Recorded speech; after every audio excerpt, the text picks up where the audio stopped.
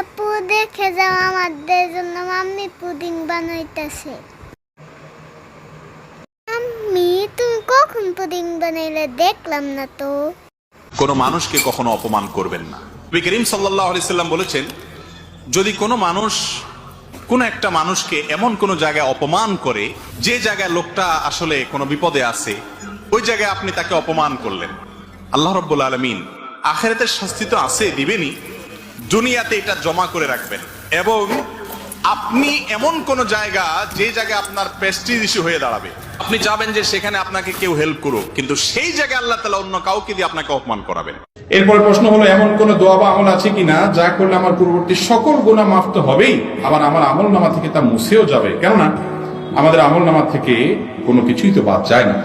দেখুন, আত্মা এবং মিনাজ যামবি কামাল্লা দামবালা, যে ব্যক্তি তওবা করে, বিশেষ করে তওবায়ে নাসুহা, এমন তওবা করলো পাপ করার পর ফিরে এসে আর করবে না সেটা সংকল্প করেছে, এই তওবাকারী ব্যক্তি সম্পর্কে নবী সাল্লাল্লাহু আলাইহি ওয়াসাল্লাম বলেছেন, সে এমন হয়ে যায় যে তওবাকে আল্লাহর কাছে গ্রহণযোগ্য, অ্যাকসেপ্টেড তওবা করতে